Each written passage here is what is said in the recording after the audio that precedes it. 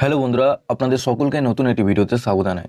বন্ধুরা, আপনাদের আধার কার্ডের পর আপনাদের প্যান কার্ডটি নিয়ে এই মুহূর্তে নতুন নিয়ম চালু হলো। এই নিয়মে কি বলা হয়েছে, এই নিয়ম যদি আপনারা না মানেন সেক্ষেত্রে আপনাদের জরিমানার ঘোষণাও কিন্তু করেছে। তো বন্ধুরা, সমস্ত ডিটেলস আপনারা এই ভিডিওর মাধ্যমে জানতে পারবেন। আপনারা জানেন প্যান কার্ডটি একটা গুরুত্বপূর্ণ কার্ড, যেটা আপনাদের সব জায়গায় কিন্তু কাজে লাগে। তো আপনাদের আয়কর বিভাগ থেকে কি বলা হয়েছে, তো চলুন সমস্ত ডিটেলস জেনে নেওয়া যাক। তার আগে একটা ছোট্ট রিকোয়েস্ট করবো, চ্যানেলে নতুন হলে চ্যানেলটিকে অবশ্যই সাবস্ক্রাইব করে বেল নোটিফিকেশনটি অল করে রাখবেন এই ধরনের নতুন কিছু আপডেট সবার আগে পাওয়ার জন্য। আর যারা আগে থেকে সাবস্ক্রাইব করে গেছেন তাদেরকে অসংখ্য ধন্যবাদ। তো চলুন বন্ধু, ভিডিওটি শুরু করা যাক।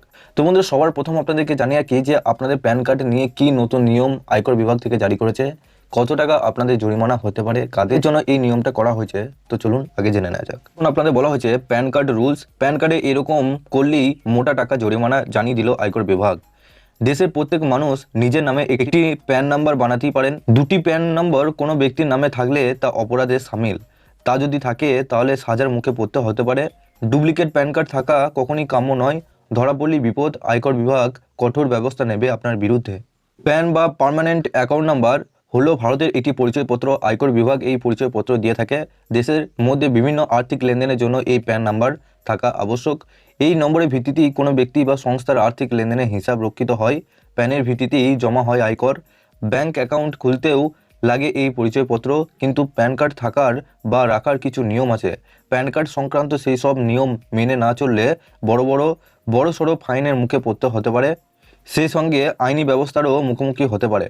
এর সাথে বন্ধুরা, আপনাদের আরও বলা হয়েছে সাধারণ কোনো ব্যক্তির নামে একটি প্যান নাম্বার ইস্যু হয়, কিন্তু কখনো কখনো একাধিক আবেদন মঞ্জুর হয়ে একাধিক নাম্বার তৈরি হতে পারে। তা যদি হয়ে থাকে তাহলে একটি নাম্বার সঙ্গে সঙ্গে বন্ধ করতে হবে।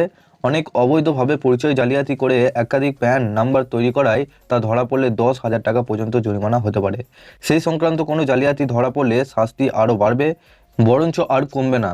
তো বন্ধুরা, আপনারা বুঝতেই পারলেন যে আপনাদের প্যান কার্ডটা নিয়ে কি বলা হয়েছে। অর্থাৎ আপনাদের এখানে বলা হয়েছে যে প্যান কার্ড যদি আপনাদের দুটো প্যান কার্ড করা থাকে সেক্ষেত্রে আপনাদের একটা প্যান কার্ড কিন্তু সারেন্ডার করতে হবে।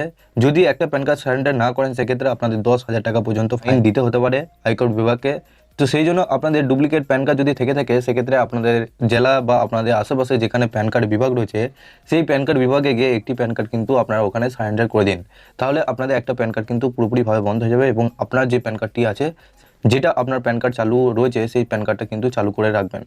তো এই নিয়মটা আপনাদের পরবর্তীকালে আরও কঠোর আসতে চলেছে। এই নিয়মটা আপনাদের মধ্যে যদি এখনও পর্যন্ত না মানেন সেক্ষেত্রে আপনাদের 10,000 টাকা পর্যন্ত ফাইন দিতে হবে। তো চলুন, আজকে এই প্যান কার্ডটি নিয়ে ব্যাস এটুকুই আপডেট ছিল এবং আরও নতুন আপডেট এলে আপনারা এই চ্যানেলের মাধ্যমে নিশ্চয়ই জানতে পারবেন। সবার শেষে আপনাদের কাছে একটা রিকোয়েস্ট করবো, চ্যানেলে নতুন হলে চ্যানেলটিকে অবশ্যই সাবস্ক্রাইব করে বেল নোটিফিকেশনটি অল করে রাখবেন এই ধরনের নতুন কিছু আপডেট সবার আগে পাওয়ার জন্য।